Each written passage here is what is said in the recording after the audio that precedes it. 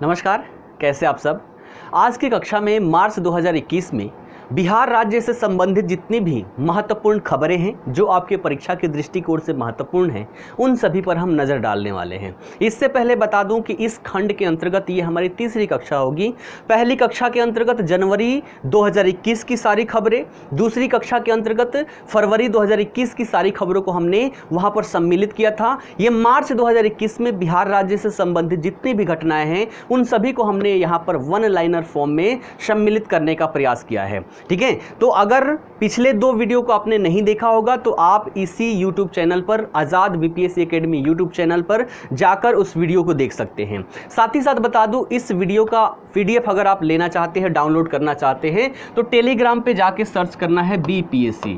क्या सर्च करना है? BPSC। ये स्पेशली BPSC के बच्चों के लिए ही बनाया गया है और यहाँ पर बहुत सारे लोग जुड़ भी गए हैं। जो भी इससे संबंधित जो भी PDF होती है मैं इस टेलीग्राम पर अपलोड कर देता हूं। यहाँ के माध्यम से आप सभी लोग इसको डाउनलोड कर सकते हैं। ठीक है, साथ ही साथ ये भी बताना चाहूँगा कि आधुनिक भारत का इतिहास की जो कक्षा होनी थी वो प्रारंभ हो चुकी है 10 तारीख से। तो अगर आप सभी लोग उससे जुड़ना चाहते हैं तो जल्दी से जल्दी उसमें नामांकन ले लें और इसकी व्यापक कक्षाएँ प्रारंभ हो चुकी है। ठीक है ना। चलिए अब देखते हैं कि मार्च 2021 में बिहार राज्य से संबंधित कौन कौन सी महत्वपूर्ण घटनाएं थी। सभी को मैंने यहाँ पर सम्मिलित किया है। आप सभी इसको अपने नोट्स में सम्मिलित करते हुए चलिएगा। ठीक है, तो चलिए एक एक चीज की यहां पर हम चर्चा करते हुए चलते हैं। सबसे पहली घटना की बात करें तो इसमें हम देखेंगे कि हाल ही में नीति आयोग के द्वारा जारी किए गए आकांक्षी जिला कार्यक्रम, कौन सा कार्यक्रम भैया? आकांक्षी जिला कार्यक्रम। आकांक्षी जिला कार्यक्रम के अंतर्गत 112 जिलों में कृषि क्षेत्र में बेहतर परिणाम हेतु देश भर में बिहार का नवादा जिला अव्वल रहा है ना। कौन सा जिला भैया? नवादा जिला। बिहार का जो अपना नवादा जिला है वो देश भर में अव्वल रहा है, सर्वोच्च स्थान प्राप्त किया है आकांक्षी जिला कार्यक्रम के अंतर्गत। ठीक है ना। चलिए अगली खबर पर चलते हैं। 1 मार्च को नीतीश कुमार जी के जन्म दिवस पर पूरे बिहार राज्य में इस दिन कौन सा दिन मनाया गया? तो विकास दिवस के रूप में मनाया गया। तो विकास दिवस के रूप में कब मनाया गया? 1 मार्च को। 1 मार्च को था क्या? तो नीतीश कुमार जी का जन्मदिन था। इसी के अवसर पर पूरे बिहार राज्य में विकास दिवस के रूप में इस दिन को सेलिब्रेट किया गया। ठीक है, चलिए आगे देखते हैं। देश के दूसरे केंद्रीय जल एवं शक्ति अनुसंधान केंद्र, क्या चीज? केंद्रीय जल एवं शक्ति अनुसंधान केंद्र का गठन सुपौल, कौन सा जिला है भैया? सुपौल। तो सुपौल के वीरपुर में किया जा रहा है। जबकि अगर हम पहले की बात करें कि पहला केंद्रीय जल एवं शक्ति अनुसंधान केंद्र भारत में कहां स्थापित है तो वो पुणे में स्थापित है। ये भी बात याद रखिएगा। तो पहला कहां है भैया? पुणे में स्थापित है। और दूसरे की बात करें तो ये आपके बिहार में, बिहार के सुपौल के वीरपुर में इसका गठन किया जा रहा है। ठीक है, ये बातें याद रखिएगा। आगे देखिएगा। भिक्षुओं के पुनर्वास हेतु राज्य सरकार के द्वारा एक योजना चलाई जा रही है। कौन सी? मुख्यमंत्री भिक्षावृत्ति निवारण योजना। इसको प्रारंभ किया गया है किसके द्वारा? बिहार राज्य सरकार के द्वारा। कारण क्या है? भिक्षुओं के पुनर्वास हेतु। तो भिक्षुओं के पुनर्वास हेतु यहां पर जो योजना चलाई जा रही है, नाम क्या है उसका? मुख्यमंत्री भिक्षावृत्ति निवारण योजना। इसको प्रारंभ किया गया है। ठीक है, ये बातें यहां पर याद रखिएगा। ठीक है, चलिए आगे देखते हैं। आगे देखिएगा। बिहार के जमुई, बांका और पश्चिम चंपारण जिले में, कौन से? 3 जिले। कौन कौन? तो जमुई, बांका और पश्चिम चंपारण जिले में एकलव्य विद्यालय खोला जाएगा, है ना। एकलव्य विद्यालय खोला जाएगा। ऐसी खबरें आप सभी को मार्च में देखने को मिली थी। ठीक है ना। एकलव्य विद्यालय क्या है थोड़ा सा आप रिसर्च कर लीजिएगा इसके बारे में। यहां पर हमारा मुख्य फोकस है तथ्यों को बताना, है ना। तो तथ्यों को हम यहां पर बात करते हुए आगे बढ़ रहे हैं। ठीक, आगे देखिएगा। अगला खबर है कि बिहार के बोधगया में दलाई लामा के नाम पर ग्लोबल लर्निंग सेंटर क्या खुल रहा है भैया? ग्लोबल लर्निंग सेंटर खुल रहा है। वो भी कहां खुल रहा है भैया? तो बोधगया में। ये बात याद रखिएगा। तो दलाई लामा के नाम पर बिहार के बोधगया में ग्लोबल लर्निंग सेंटर की स्थापना की जा रही है। ठीक है, चलिए आगे देखिएगा। बिहार में जलीय जीवों का सर्वे है ना, जलीय जीवों का सर्वे करने हेतु यहाँ पर मतलब सर्वे प्रारंभ किया गया है कि बिहार में कौन कौन से जलीय जीव है। और ये सर्वे की बात करें तो प्रारंभ कहाँ हुआ है, तो बिहार और नेपाल का जो बॉर्डर है, तो नेपाल बॉर्डर से प्रारंभ होकर सुपौल सहरसा होते हुए कुर्सेला तक इसके अंतर्गत सर्वे किया जाएगा। तो बिहार में जलीय जीवों के सर्वे प्रारंभ कर दिए गए हैं और इसमें देखा जाए तो कहाँ से स्टार्ट हो रहा है, नेपाल बॉर्डर से स्टार्ट होकर सुपौल, सहरसा और सहरसा होते हुए कुर्सेला तक इसके अंतर्गत सर्वे किया जाएगा। ठीक है, चलिए आगे देखते हैं आगे और कौन सी यहां पर महत्वपूर्ण खबरें हैं। ठीक है, भारतीय विमानपत्तन प्राधिकरण के द्वारा जारी किए गए 57 एयरपोर्टों में ग्राहक संतुष्टि सेवा सर्वे 2020 है ना, अर्थात जो भी यहां पर ये क्या दे रहा है, तो एयरपोर्ट की अगर हम बात करें, एयरपोर्ट और एयर जो हमारे जितनी भी यहाँ पर हवाई जहाजें हैं इन सभी के द्वारा हमें क्या दिया जाता है, तो भैया हमें सर्विस दी जाती है, अर्थात हम क्या है उनके ग्राहक हैं। तो ग्राहक संतुष्टि सेवा सर्वे अर्थात इनके द्वारा जितने भी भारत में एयरपोर्ट है उनके द्वारा कितने ग्राहक संतुष्ट हैं, इसका एक सर्वे जारी किया गया 2020 के आधार पर। और इसमें देखें तो बिहार का जो गया एयरपोर्ट है, बिहार के गया एयरपोर्ट को देश में तीसरा स्थान प्राप्त हुआ है। अर्थात एयरपोर्टों की बात करें तो किससे लोग सेटिस्फाइड है, तो बिहार के गया एयरपोर्ट से सेटिस्फाइड है। ठीक है, ग्राहक संतुष्टि सेवा सर्वे हुई थी 2020 में, किसके द्वारा, तो भारतीय विमानपत्तन प्राधिकरण के द्वारा यहां पर यह रिपोर्ट जारी की गई थी। अब यहां पर पहले स्थान की बात करें तो पहला स्थान किसको प्राप्त हुआ, तो राजस्थान के उदयपुर को पहला स्थान प्राप्त हुआ। यहां पर गया से दो चीजें याद रखिएगा, पूरे देश में देखें तो तीसरा स्थान प्राप्त किया है, जबकि अगर हम देखें पूर्वी जोन की है ना, भारत के पूर्वी जोन की, तो भारत के पूर्वी जोन में इसने पहला स्थान प्राप्त किया हुआ है। ये बातें याद रखिएगा, कौन, तो बिहार का गया एयरपोर्ट। ठीक, चलिए आगे देखते हैं, आगे देखिएगा, national council of economic research द्वारा जारी किए गए वर्ष 2020-21 के लिए भू अभिलेख के डिजिटाइजेशन और आधुनिकीकरण की प्रगति में देश में बिहार राज्य अव्वल रहा है ना, बिहार राज्य अव्वल रहा है। ये बात याद रखिएगा, किसके क्षेत्र में, तो यहां पर जो भू अभिलेख है यानी कि भूमि से संबंधित जो भी दस्तावेज है उसके डिजिटलीकरण में और आधुनिकीकरण में देखें तो देश में बिहार राज्य सबसे अव्वल रहा है, सबसे ज्यादा इसके द्वारा यहां पर कार्य किया गया है। ठीक है, चलिए आगे देखिएगा और क्या क्या खबरें हैं, लगभग 40 के आसपास खबरें हैं और इससे प्रश्न बनेगा ही बनेगा। ठीक है, चलिए आगे देखिएगा, मातृत्व मृत्यु दर को कम करने हेतु राज्य सरकार के द्वारा सुरक्षित मातृत्व आश्वासन कार्यक्रम, जिसे शॉर्ट में सुमन भी कहते हैं, इसको प्रारंभ किया गया है। तो सुरक्षित मातृत्व आश्वासन कार्यक्रम या फिर सुमन क्या है, तो मातृत्व मृत्यु दर को कम करने के लिए राज्य सरकार के द्वारा प्रारंभ किया गया एक कार्यक्रम है। ठीक है, चलिए आगे देखिएगा, बिहार राज्य का दूसरा खादी मॉल है ना, दूसरा खादी मॉल कहां बन रहा है, तो दरभंगा में बन रहा है। इससे पहले देखें तो देश का पहला खादी मॉल जो है वो पटना में स्थापित किया गया था, ये सब आप सभी को पता होगा। ठीक है, तो बिहार में पहला और देश में भी देखें तो पहला खादी मॉल जो था वो पटना में स्थापित हुआ था 2019 में। ठीक है ना, और यहां पर देखें तो खादी मॉल की बात करें दूसरी, तो ये दरभंगा में स्थापित की जा रही है, जो बिहार राज्य की दूसरी खादी मॉल है। ठीक, चलिए आगे देखिएगा, बिहार में जैविक खेती को बढ़ावा देने हेतु जैविक कॉरिडोर योजना, क्या चीज, जैविक कॉरिडोर योजना यहां पर प्रारंभ किया गया है, जिसके अंतर्गत ये जो योजना है ये 13 जिलों में कार्यान्वित है ना, क्या चीज, जैविक कॉरिडोर योजना, ये कहां, तो 13 जिलों में कार्यान्वित है। ये 13 जिले कौन कौन से हैं, इस पर ध्यान दीजिएगा। तो देखिए पहला जिला है यहां पर पटना, उसके बाद बक्सर, भागलपुर, नालंदा, भोजपुर, सारण, मुंगेर, समस्तीपुर, बेगूसराय, खगड़िया, वैशाली, लखीसराय और कटिहार। ये 13 जिले हैं। इस 13 जिलों में जैविक खेती को बढ़ावा देने के लिए जैविक कॉरिडोर योजना यहां पर प्रारंभ की गई है, जैविक कॉरिडोर यहां पर बनाया जा रहा है। ठीक है, तो प्रश्न पूछ सकता है कि जैविक कॉरिडोर में निम्न में से कौन सा जिला सम्मिलित नहीं है। क्लियर है ना, चलिए आगे बढ़ते हैं। और देखिएगा महत्वपूर्ण खबरें।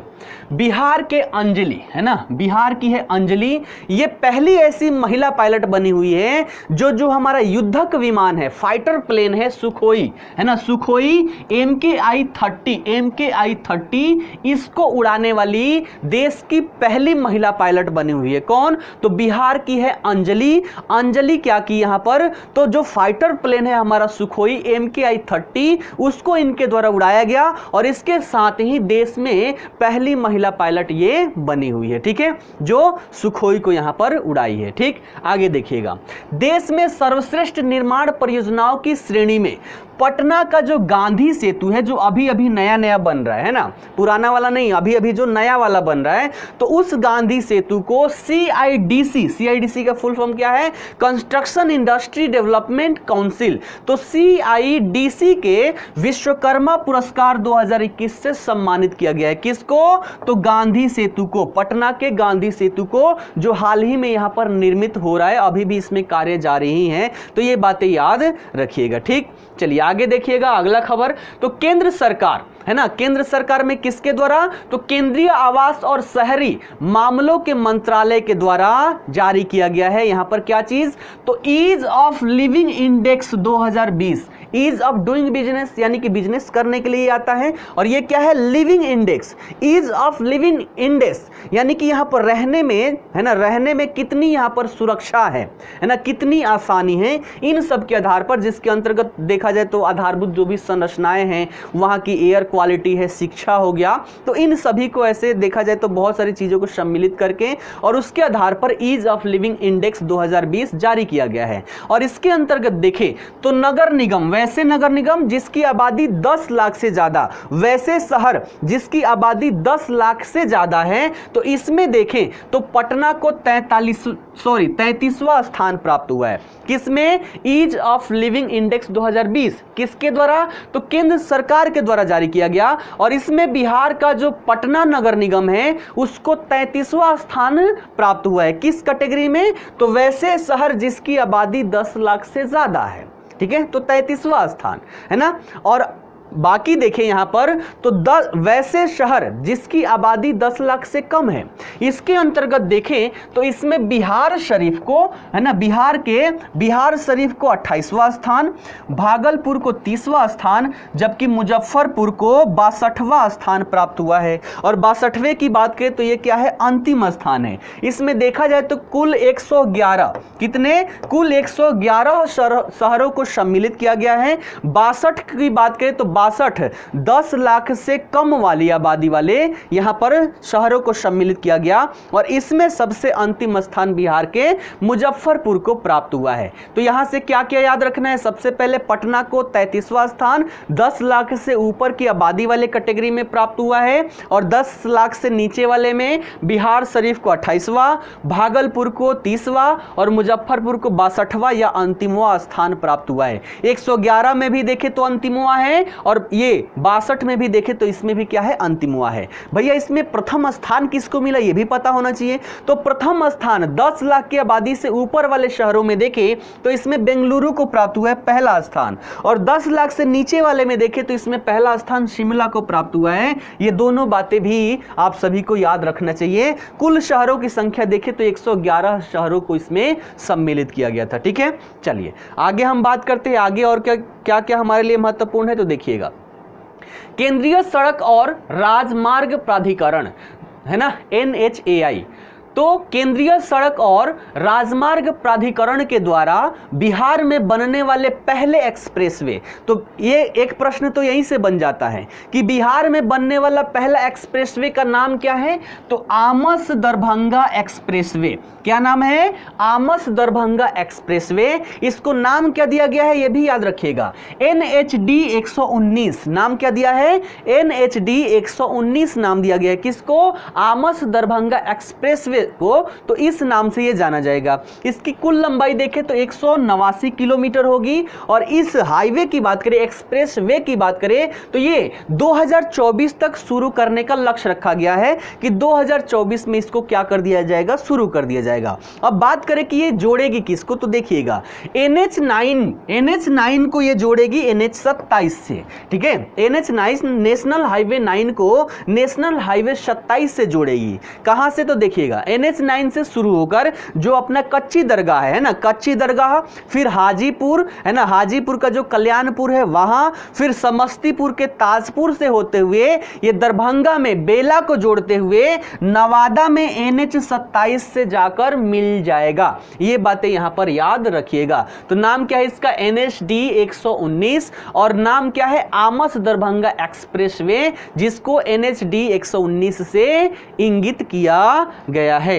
ये बातें यहां पर याद रखिएगा। आगे देखिएगा, उद्यमिता और रोजगार सृजन के साथ समाज में सर्वांगीण विकास के क्षेत्र में विशिष्ट कार्य करने हेतु बिहार के मधुबनी के विद्यापति ग्राम संगठन को, है ना, बिहार के विद्यापति ग्राम संगठन को केंद्र सरकार के द्वारा वर्ष 2018-19 के लिए राष्ट्रीय पुरस्कार प्राप्त हुआ है। किसको, विद्यापति ग्राम संगठन। कहां की संगठन है भैया, तो मधुबनी की। किसके लिए, तो उद्यमिता और रोजगार सृजन, यानी कि उद्यमिता और रोजगार भी सृजित किया गया और साथ ही साथ इसके द्वारा समाज में सर्वांगीण विकास के क्षेत्र में भी विशिष्ट कार्य किया गया और इन सभी के आधार पर 2018-19 के लिए राष्ट्रीय पुरस्कार दिया गया है। किसके द्वारा, केंद्र सरकार के द्वारा।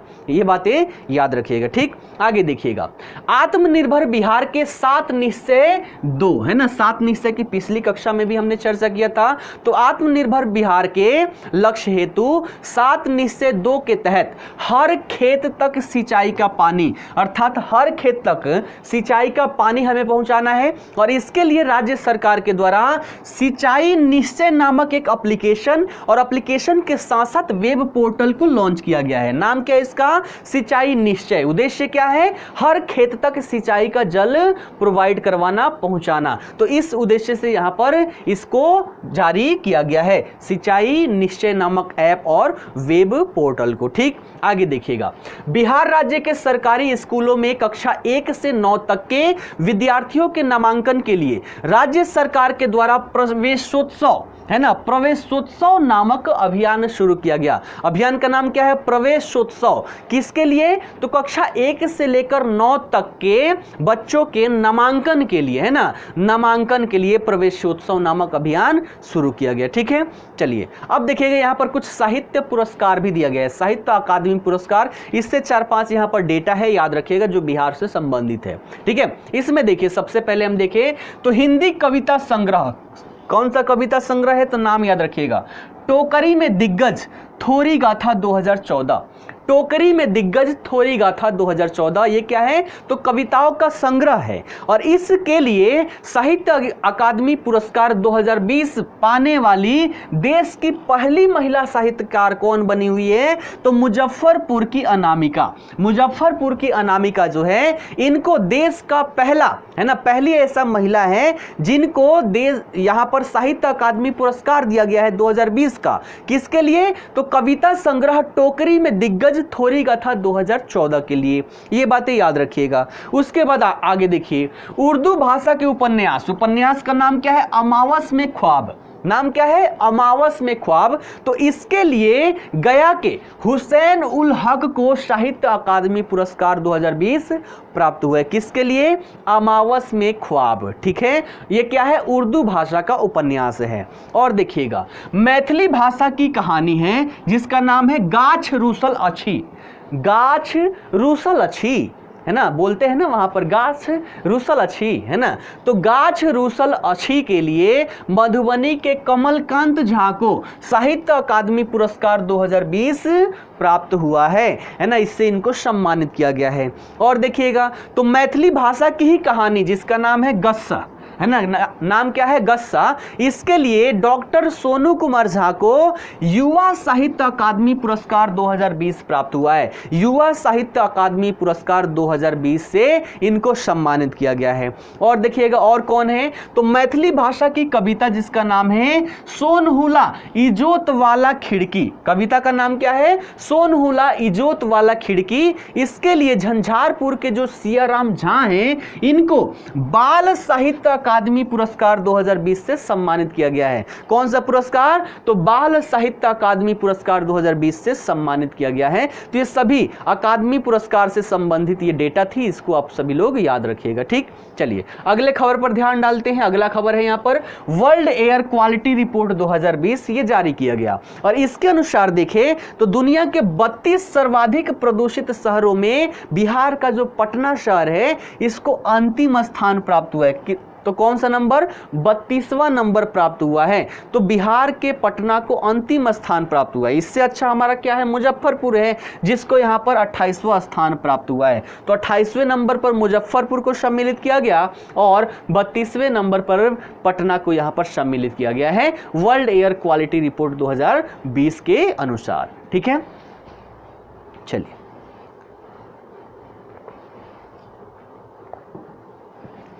आगे देखिएगा। मनरेगा है ना, मनरेगा के तहत रोजगार देने के क्रम में यहां पर कुछ रैंकिंग जारी किया गया है ना। देखिएगा, वित्तीय वर्ष 2020-21 में मनरेगा के तहत रोजगार देने के मामले में बिहार और असम को, है ना, बिहार और असम को संयुक्त रूप से देश में तीसरा स्थान प्राप्त हुआ है। किसको, तो बिहार और असम दोनों को मिलाकर संयुक्त रूप से मनरेगा के तहत लोगों को रोजगार देने के क्रम में बिहार और असम को संयुक्त रूप से तीसरा स्थान प्राप्त हुआ है। जबकि पहले की बात करें तो पहला स्थान छत्तीसगढ़ को और दूसरा स्थान पश्चिम बंगाल को प्राप्त हुआ है। ठीक है, चलिए आगे देखिएगा। आगे देखिएगा, इथेनॉल उत्पादन में बिहार को देश में 5वां स्थान प्राप्त हुआ है ना। देश में कौन सा नंबर, 5वां नंबर, 5वां स्थान प्राप्त हुआ है। ठीक है, अब इथेनॉल क्या है भैया, तो इथेनॉल ये क्या है, बायो डीजल है, बायोफ्यूल है। ठीक है, बायोफ्यूल है, इससे डीजल भी बनाया जाता है, पेट्रोल भी बनाया जाता है। ठीक, तो देखिएगा यहाँ पर है क्या, तो भारत सरकार ने इथेनॉल सम्मिश्रण कार्यक्रम, इथेनॉल सम्मिश्रण कार्यक्रम क्या है, तो भैया आप सभी को पता है जितने भी यहाँ पर खनिज संसाधन है वो सीमित है, लिमिटेड है। एक समय ऐसे आएगा जब हमारे पास पेट्रोलियम कोयला कुछ रहेगा ही नहीं, तो उस पर निर्भरता को कम करने के लिए यहाँ पर बायोडीजल और बायो पेट्रोल बनाने की बात कही गई। तो सरकार ने यहाँ पर क्या कहा कि भारत सरकार के द्वारा कहा गया कि 2022 तक हम क्या करेंगे कि जो हमारा पेट्रोल है ना, पेट्रोल है, उसमें हम 10% बायो इथेनॉल को मिक्स करेंगे। बायो इथेनॉल अर्थात जितना हमारा पेट्रोल होगा उसका 90% तो पेट्रोल होगा और 10% क्या होगा, बायो इथेनॉल होगा। ये टारगेट कब तक रखा गया, 2022 तक। ठीक है, साथ ही साथ ये भी कहा गया कि 2030 तक इस जो रेशियो है इसको बढ़ाकर हम 30% कर देंगे, अर्थात 70% पेट्रोल रहेगा और 30% यहाँ पर बायो इथेनॉल को उसमें मिक्स किया जाएगा। ठीक है, लेकिन ध्यान यह भी रखना है कि क्या हम इस लक्ष्य को प्राप्त करने में कहां तक पहुंचे हैं, तो वर्तमान में देखें तो वर्तमान में ये केवल 5% है ना। हम केवल 5% इथेनॉल को ही हम क्या कर पा रहे हैं, मिश्रित कर पा रहे हैं और हम अभी 2021 में है, 2022 तक टारगेट है कितना, 10%। तो आगे देखते हैं हम कहां तक इसमें सक्षम हो पाते हैं। ठीक है ना, चलिए आगे देखिएगा। आगे, आजादी के 75 वर्ष पश्चात पहली बार बिहार राज्य ने अपना सिविल कोड एक्ट 2021 को पारित किया। ठीक है, ये बातें याद रखिएगा। आगे देखिएगा, जैसे हमारा आधार कार्ड है वैसे ही जो जितने भी जमीन है, जमीन के प्लॉट का भी आधार नंबर यहाँ पर जारी करने की बात कही गई है। तो देखिएगा, unique land parcel identification number, ठीक है, unique land parcel identification number है। ये है क्या, तो जमीन के हर प्लॉट का अपना आधार नंबर, इनको भी आधार नंबर दिया जा रहा है। तो ये लागू करने वाला बिहार देश का 7वां राज्य बना है। बिहार देश का 7वां राज्य बना है और इसकी शुरुआत कहां से की गई बिहार में, तो देखिए 2 जिले हैं, शेखपुरा और पटना, 2 जिलों से इसकी शुरुआत की गई और यहां पर आधार नंबर, प्लॉट को भी आधार नंबर यहां पर दिया जा रहा है। ठीक है, चलिए आगे देखिए। देखिएगा, देश के पहले एकीकृत सौर ऊर्जा और जल विद्युत परियोजना का निर्माण बिहार के सुपौल में किया जा रहा है। बिहार के सुपौल में किया जा रहा है। तो देश का पहला है जिसके अंतर्गत सौर ऊर्जा भी होगा और जल से भी ऊर्जा उत्पादित किया जाएगा। इन दोनों को मिलाकर हमने नाम क्या दे दिया, एकीकृत सौर ऊर्जा और जल विद्युत परियोजना। यानी कि ये ऐसी परियोजना है जिसमें सौर से भी, यानी कि सूर्य की रोशनी से भी हम ऊर्जा उत्पादित करेंगे और साथ ही साथ जल से भी हम यहां पर विद्युत उत्पादित करेंगे। तो इसका प्रारंभ कहां पर किया गया है, तो बिहार के सुपौल में किया गया है। ये बातें याद रखिएगा। ठीक, चलिए आगे देखिएगा। देश के सर्वश्रेष्ठ बिजली कंपनियों में Bihar state power transmission company limited को लगातार दूसरी बार A+ का दर्जा प्राप्त हुआ है। जैसे अब ग्रेडिंग सिस्टम होता है ना, A grade, B grade, A में भी A होता है, A+ होता है, A++ होता है। तो इसमें Bihar state power transmission company limited को लगातार दूसरी बार A+ का दर्जा प्राप्त हुआ है। ये भी बात याद रखिएगा। ठीक है, चलिए एक पुस्तक है यहाँ पर जिसका नाम है a journey of hope and believe, है ना, a journey of hope and believe. इस पुस्तक के लेखक कौन है, तो doctor CP Thakur. Doctor CP Thakur है। पुस्तकों से भी 1-2 प्रश्न पूछ लिया जाता है प्रारंभिक परीक्षा में। तो हर महीने में जो भी यहाँ पर प्रचलित पुस्तक रही है उन सभी का मैंने उल्लेख यहाँ पर किया है। ठीक है, ये बातें यहाँ पर याद रखिएगा। ठीक, आगे देखिएगा। अगली खबर है, भंडारण में खाद्यान्नों की बर्बादी को रोकने के लिए। जैसे हमारा जो खाद्यान्न भंडारण होता है तो इसमें आप देखते हैं कई सारी बरसात से भीग के क्या हो जाता है, सड़ बढ़ जाता है। तो कई लोग तो खाद्यान्न की कमी की वजह से भूखे सोते हैं और यहाँ पर क्या होता है, खाद्यान्न सड़ जाते हैं, है ना, हम उसको बचा नहीं पाते। तो इन बर्बादी को रोकने के लिए पायलट प्रोजेक्ट के तौर पर देश में पहली बार चावल भंडारण के लिए, पहली बार किसके लिए, चावल भंडारण के लिए, गेहूं के लिए हम प्रयोग कर रहे हैं। तो पहली बार चावल भंडारण के लिए बिहार के कैमूर और बक्सर में 65 करोड़ 28 लाख रुपए की लागत से साइलेज का निर्माण किया जा रहा है। साइलेज क्या है, तो स्टील के बड़े बड़े भंडारण टैंक है जिसमें हम क्या करेंगे, खाद्यान्न को सुरक्षित कर देंगे, उसको हम कहते हैं साइलेज। तो 65 करोड़ 28 लाख रुपए की लागत से बिहार के कैमूर और बक्सर में क्या किया जा रहा है, ऐसे साइलेज का निर्माण किया जा रहा है। किसके लिए, तो चावल भंडारण के लिए किया जा रहा है। ये बात याद रखिएगा। तो देश में, है ना, पायलट प्रोजेक्ट के तौर पर पहली बार चावल भंडारण के लिए साइलेज का निर्माण किया जा रहा है। लेकिन ध्यान यह भी रखना है कि गेहूं के भंडारण के लिए हम साइलेज का इस्तेमाल पहले से ही कर रहे हैं, है ना, पहले से ही कर रहे हैं। लेकिन चावल के लिए हम पहली बार बिहार में साइलेज का निर्माण कर रहे हैं। ये बातें ध्यान में रखिएगा। ठीक है, चलिए आगे देखिएगा। बिहार दिवस 2021 मनाया गया, है ना, 22 मार्च। ठीक है, तो बिहार दिवस जो 2021 मनाया गया, इसका थीम क्या रखा गया, यहाँ पर 7 दिवसीय यहाँ पर प्रोग्राम रखा गया और इसके तहत देखें तो जल जीवन हरियाली, इसका थीम क्या था, जल जीवन हरियाली इसका थीम रखा गया था। तो बिहार दिवस 2021 का थीम क्या था, जल जीवन हरियाली। ठीक, आगे देखिएगा। 67वीं राष्ट्रीय फिल्म पुरस्कार में मनोज वाजपेयी ने तीसरी बार सर्वश्रेष्ठ अभिनेता का पुरस्कार प्राप्त किया है ना। तो तीसरी बार मनोज वाजपेयी को इस सम्मान से सम्मानित किया गया है, सर्वश्रेष्ठ अभिनेता सम्मान से। ठीक है, चलिए आगे देखिएगा। आयुष्मान भारत प्रधानमंत्री आरोग्य योजना के तहत बिहार के इरफान अली जो हैं, है ना, बिहार के जो इरफान अली हैं, ये 10 करोड़वां नंबर का कार्ड धारक बने हुए। कौन से, 10 करोड़वां नंबर के कार्ड धारक बने। कौन, तो इरफान अली, जो बिहार से संबंध रखते हैं। ये भी बात याद रखिएगा, पूछ सकता है। ठीक, चलिए और देखिएगा बिहार क्या क्या नहीं करता। जैसे इंडिया में IPL होता है, इंडियन प्रीमियर लीग होता है, उसी की तर्ज पर बिहार के पटना में बिहार क्रिकेट लीग का आयोजन किया गया, BCL का आयोजन किया गया। इसमें भी जो भी जिले हैं, जिले यहां पर क्या किए, पार्टिसिपेट किए। तो इसके फाइनल मैच की बात करें तो फाइनल मैच में दरभंगा डायमंड जो है वो पटना पायलट को हराकर यहां पर विजयी हुआ था। तो पहली बार यहां पर बिहार के पटना में, है ना, बिहार में क्या किया गया, बिहार क्रिकेट लीग का आयोजन किया गया IPL के तर्ज पर, और इसमें विजयी कौन हुआ, दरभंगा डायमंड। ठीक है, चलिए और 2-3 खबरें हैं, देख लीजिएगा। राष्ट्रीय पैरा स्विमिंग चैंपियनशिप 2021 में पटना के मोहित कुमार ने 3 स्वर्ण पदक जीता है ना, किसमें, तो राष्ट्रीय पैरा स्विमिंग चैंपियनशिप में 2021 में पटना के मोहित कुमार ने 3 स्वर्ण पदक जीता है। उसके बाद देखिएगा राष्ट्रीय पैरा एथलेटिक्स चैंपियनशिप 2021, इसमें देखें तो हाई जंप और लॉन्ग जंप में जमुई के शैलेश कुमार ने स्वर्ण पदक जीता है। ठीक है, तो 2 चीजें यहां पर याद रखिएगा। पैरा स्विमिंग चैंपियनशिप में मोहित कुमार 3 स्वर्ण पदक जीते। पैरा एथलेटिक्स चैंपियनशिप में हाई जंप और लॉन्ग जंप में जमुई के शैलेश कुमार स्वर्ण पदक यहां पर जीते हुए हैं। और अंतिम खबर यहां पर है कि बिहार राज्य में मशरूम हब बनाया जा रहा है ना। और मशरूम हब बनाने की अगर शुरुआत देखें तो नालंदा जिले से की गई है ना, नालंदा जिले से यहां पर की गई है। ठीक है, तो ये रहे हमारे मार्च 2021 से संबंधित बिहार की सारी घटनाएं। बिहार की सारी घटनाएं।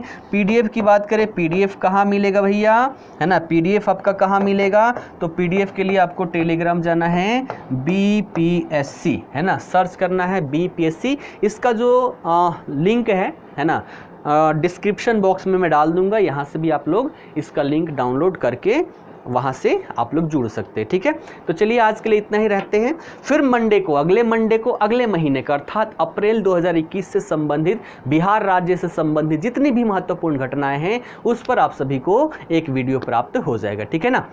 तो अगर ये वीडियो आप सभी को अच्छा लगता है तो भैया इसको शेयर कीजिए, है ना। मेहनत जितना हम कर रहे हैं, आपको थोड़ा सा ही मेहनत करने के लिए बोल रहे हैं कि थोड़ा सा चैनल को प्रमोट करवाइए आप लोग, कि थोड़ा सा ज़्यादा से ज़्यादा लोगों तक हमारी पहुंच बन सके। हमारा जो परिवार है आज़ाद बीपीएससी एकेडमी का परिवार, ये थोड़ा सा यहाँ पर बड़ा हो पाए। ठीक है, तो मैं इधर से अपना मेहनत कर रहा हूँ, थोड़ा सा आप लोग मेहनत कीजिए, सभी लोगों तक इसको पहुँचाइए। ठीक है, चलिए धन्यवाद।